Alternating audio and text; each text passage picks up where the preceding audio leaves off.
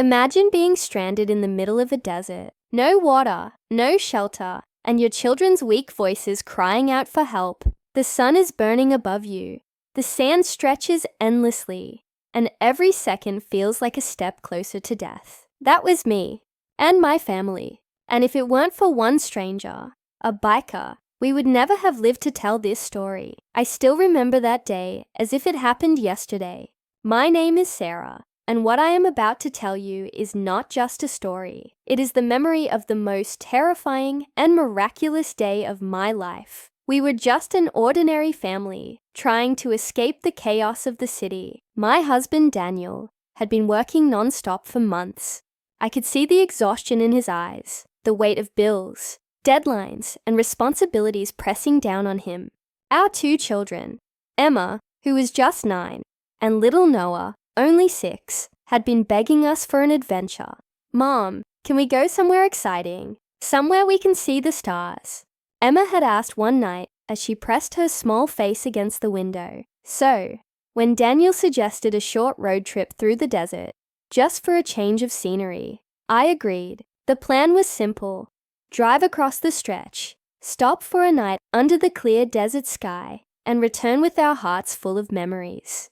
We packed lightly, a cooler with bottles of water, sandwiches, some fruits, a tent, and a small bag with extra clothes. That morning, the sun rose brilliantly, painting the horizon with shades of gold and orange. The children were excited, laughing and singing songs in the backseat as we drove. I had never seen Daniel so relaxed, his hand resting on the steering wheel, his other hand tapping to the rhythm of an old song playing on the radio. For the first few hours, the journey was perfect.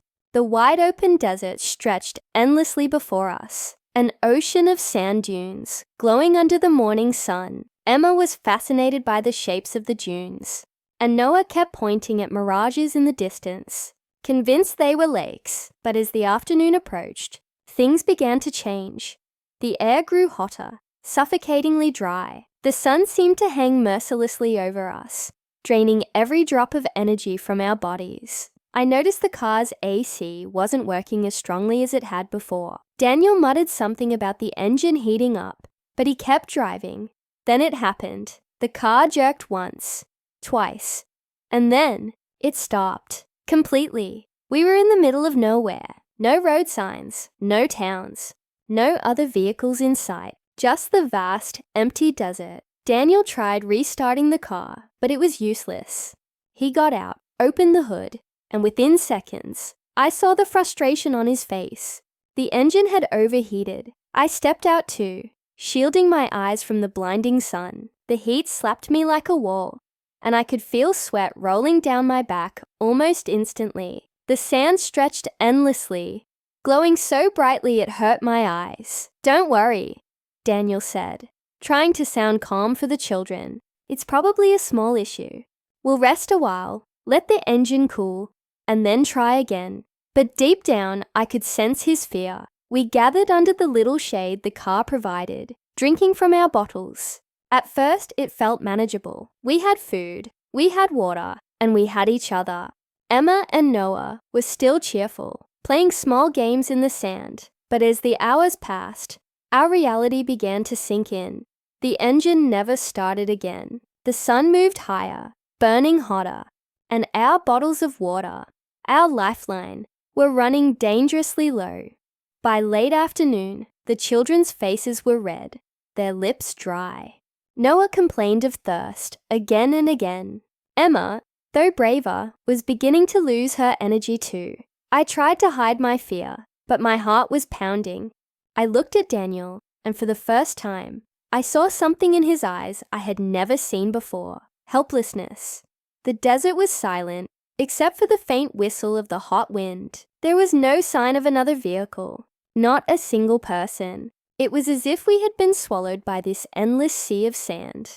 That night, we didn't light the campfire we had planned. We didn't lay under the stars, as Emma had dreamed. Instead, we sat inside the car, huddled together, listening to the sound of our own breaths. The stars above seemed colder, more distant than ever. I tried to sleep, but fear gnawed at me. Every sound of shifting sand, every gust of wind made me jump. What if no one came? What if we ran out of water completely? By morning, the water bottles were almost empty. The sandwiches had gone stale. My children's voices were weaker, their laughter gone. I tried to keep them hopeful, telling them stories, singing lullabies, anything to keep their minds off the thirst and fear. But inside, I was breaking. It's strange how in moments like these, your mind jumps to memories. I thought of Emma's first day at school, of Noah's little hands clutching my finger when he learned to walk. I thought of Daniel, the man who had always been my rock, now sitting silently with his head in his hands. We were on the edge of despair, and then, just when I thought hope was slipping away forever, I heard it, a distant sound, a low, steady rumble, growing louder. At first, I thought it was my imagination. The desert had played tricks on us before, but then Daniel lifted his head, eyes wide, and whispered, "Do you hear that?" Yes, I heard it, the sound of an engine, but not a car, a motorbike. The sound grew louder, echoing through the stillness of the desert like a heartbeat. Daniel jumped to his feet, waving his arms frantically. I leaned out of the car window, holding my breath, praying it wasn't just another cruel mirage. And then, out of the shimmering horizon, we saw him, a biker. He was dressed in dusty riding gear, a helmet covering his face, his bike roaring against the silence of the desert. He slowed as he approached us, the wheels kicking up sand. When he finally stopped near our stranded car, I felt tears sting my eyes. After 2 endless days of hopelessness, we were no longer alone. He removed his helmet. He looked young, maybe in his late 20s, with tanned skin and sharp eyes that scanned us quickly. His voice was calm but firm. "Are you all okay?" I couldn't speak. My throat was too dry. My lips cracked from thirst. Daniel answered for us. "The car broke down. We've been stuck here. We're out of water. Please, my kids." Without hesitation, the biker reached into his backpack and pulled out 2 bottles of water. He handed them straight to Emma and Noah. Watching my children gulp down the water with trembling hands was the most relieving sight I had ever seen. "Drink slowly," he warned them gently. "Too fast will make you sick." He gave another bottle to Daniel and me. The water tasted like life itself, cool and sweet against my parched throat. For the first time in hours, I felt hope return. The biker crouched down near the car, checked the engine, and shook his head. "This car won't make it. Not here. You'll need to get to the nearest town." Daniel's voice broke. "How far is that?" The biker looked out into the distance. "About 40 miles. 40 miles. On foot, in the desert, with 2 children. It was impossible." I whispered, "Then how will we?" The biker stood tall, determination in his eyes. "Don't worry. I'll get you out of here." We had no idea who he was. No reason to trust him. But in that moment, he was the only hope we had. He explained his plan. "I can't carry all of you at once. My bike is built for speed, not weight, but we'll make trips. First, I'll take one of you and a child to a safe checkpoint about halfway. There's a shade hut for travelers. Then I'll return for the others. It will take time, but it's the only way." Daniel hesitated. "That sounds dangerous." "The heat." The biker cut him off. "Dangerous, yes, but leaving you here is worse. If we wait too long, dehydration will kill you before the night does." I looked at Emma and Noah. Their eyes were wide, frightened, but I could see the flicker of hope returning. I placed my hand on Daniel's arm. "We have no choice. We have to trust him." The biker removed his jacket and wrapped it around Emma's shoulders. "She'll ride with me first. She's the weakest right now. Who's coming with her?" I immediately volunteered. Daniel nodded silently. He would stay behind with Noah until we returned. I hugged my son tightly before leaving. His little arms clung to me, and I whispered, "Be brave, my love. Mommy will be back." As I climbed onto the bike behind the biker, fear churned in my stomach. But as the engine roared and the desert blurred past us, all I could feel was the rush of survival. The wind whipped against my face, stinging like fire. Emma held on to me tightly, her small body trembling. The biker maneuvered the dunes with skill, his focus never wavering. Every bump, every dip felt like we were teetering between life and death. After what felt like an eternity, we reached a small hut made of stone and wood, an old desert checkpoint. The shade it provided felt like heaven. The biker turned to me. "Stay here with her. I'll go back for the others." I wanted to beg him not to leave, to take us all at once, but I saw the determination in his eyes. He wasn't just helping us. He was making it his mission. He rode off again, swallowed by the endless desert. Time slowed.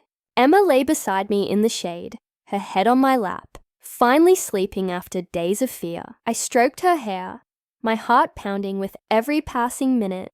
What if he didn't come back? What if he got lost?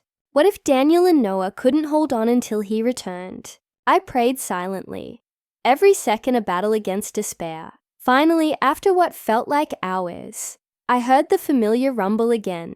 Relief washed over me like a wave. The biker returned, with Daniel holding a weak but smiling Noah in his arms. My family was whole again. We embraced tightly, tears streaming down my face. Daniel whispered, "I thought we were done for. But this man," he looked at the biker, his voice cracking. "You saved us, but the biker wasn't done yet. We're still far from the town. You'll rest here for an hour, regain some strength, then we ride again, slowly together. I'll lead, you'll follow on foot when needed, and I'll take turns carrying the kids." And so we did. The desert tested us every step of the way. The heat scorched our skin.